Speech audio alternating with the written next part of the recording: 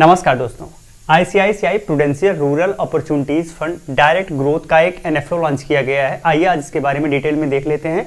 अगर आप stock market में निवेश करते हैं या फिर म्यूचुअल फंड में निवेश करते हैं या फिर आप ट्रेडिंग करते हैं तो वीडियो के डिस्क्रिप्शन में मैंने brokerage free demat and trading account का लिंक दिया है, वहां से आप उसका लाभ ले सकते हैं, बिल्कुल लाइफ टाइम फ्री है। तो बेसिकली ये जो फंड है लॉन्ग टर्म में कैपिटल एप्रिसिएशन की बात करता है, साथ ही यह निवेश करेगा equity and equity related instrument पे। इसके निवेश में खास बात यह है कि ये ज्यादातर फोकस इसका रहेगा रूरल एंड एलाइड थीम पर, यानी ऐसी कंपनियों पर फोकस किया जाएगा जो कि रूरल डेवलपमेंट में कहीं ना कहीं पार्टिसिपेट कर रही हो, ऐसी कंपनियों को चुना जाएगा। तो ये इसका मेन थीम है। इसके अलावा ये कोई एश्योरेंस प्रोवाइड नहीं करता है, कोई गारंटी प्रोवाइड नहीं करता है कि जो हमारा ऑब्जेक्टिव है वो हम पूरा करने में सफल ही होंगे, बट प्रयास करेंगे उसे पूरा करने का। इस स्कीम के बारे में कुछ बेसिक फैक्ट आइए जान लेते हैं। एसआईपी मिनिमम 100 रुपए से किया जा सकता है। लमसम के रूप में मिनिमम 5000 रुपए का अमाउंट कम से कम आपके पास होना चाहिए। एनएवी इनिशियल स्टेज पे 10 रुपए की रहेगी। स्टार्ट डेट 9 जनवरी 2025 है। इंड 23 जनवरी 2025 को होगा। अलॉटमेंट 28 जनवरी 2025 को हो जाएगा। इसके अलावा इसका बेंचमार्क निफ्टी रूरल ट्राई है, जिसको ये ट्रैक करेगा। लॉकिंग पीरियड इसमें कुछ भी नहीं है। स्कीम ओपन इंडेड है।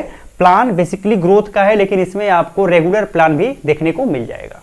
एग्जिट लोड 1% है। अगर आप 1 साल के पहले रिडीम करते हो तो यानी 12 महीने मतलब 1 साल के पहले रिडीम करोगे, 1% एग्जिट लोड होगा।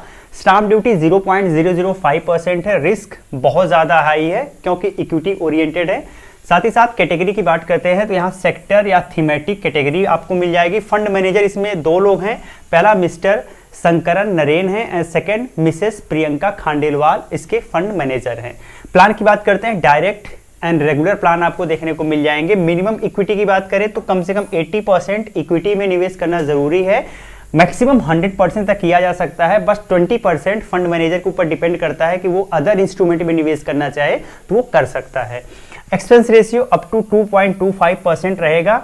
एयूएम इंक्रीज होगा तो एक्सपेंस रेशियो धीरे धीरे कम होता जाएगा। अब जानते हैं कि यह स्कीम वर्क कैसे करेगी। तो बेसिकली यह स्कीम जो है इक्विटी एंड इक्विटी ओरिएंटेड या इक्विटी रिलेटेड इंस्ट्रूमेंट में निवेश करेगी, कंपनीज में निवेश करेगी और खास करके फोकस करेगी उन कंपनियों पर जो रूरल एंड एलाइड एक्टिविटी में लगी हुई हैं। साथ ही अपने पोर्टफोलियो को डाइवर्सिफाई करेगा। कैसे करेगा? इसके लिए वो लार्ज कैप कंपनीज को भी पिक करेगा, मिड कैप कंपनीज को भी पिक करेगा, स्मॉल कैप कंपनीज को भी पिक करेगा। अब ये आप कैसे जान पाओगे कि कौन सी लार्ज कंपनी है, कौन सी मिड कंपनी है, कौन सी स्मॉल कंपनी है? तो जो कंपनी निफ्टी 500 की जब बात की जाए तो 1 से लेके 100 तक लार्ज कैप में आती हैं।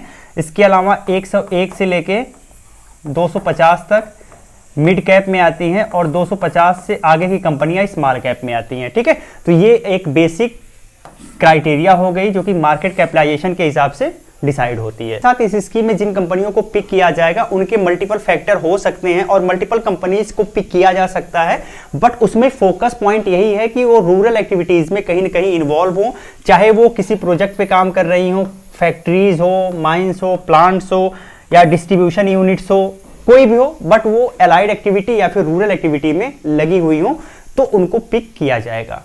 पिक करने के क्रम में निफ्टी 500 को टारगेट किया, उसमें से कुछ बेस्ट कंपनीज को चुना जाएगा जो कि पूरी तरह से फोकस हो रूरल एक्टिविटीज। आपको इसमें निवेश क्यों करना चाहिए ये भी जानना जरूरी है। तो इसमें आपको निवेश तब करना चाहिए अगर आप लॉन्ग टर्म में वेल्थ क्रिएट करना चाहते हैं तो आप इसमें निवेश कर सकते हैं। आपको निवेश तब करना चाहिए जब आपको लगता हो कि भाई बिना रूरल के डेवलपमेंट के पूरे इंडिया का डेवलपमेंट नहीं हो सकता और अभी बहुत सारी पॉसिबिलिटी है हमारे रूरल एरियाज के डेवलपमेंट के लिए। साथ ही साथ गवर्नमेंट बहुत ज्यादा प्रयास भी कर रही है और रूरल एरियाज में ग्रोथ भी देखा जा रहा है। तो अगर आपको कुछ ऐसा लगता है, इस तरीके का ऑब्जेक्टिव आप भी लेके चले हो तो ये एनएफओ आपके काम का हो सकता है, अदरवाइज आपके काम का नहीं हो सकता है। Positions investor to benefit from the growing rural economy. तो रूरल इकोनॉमी अगर ग्रो हो रही है तो उससे अगर आप बेनिफिट लेना चाहते हो तो ये आपके लिए सही हो सकता है, अदरवाइज नहीं हो सकता है। सिंपल सी बात है।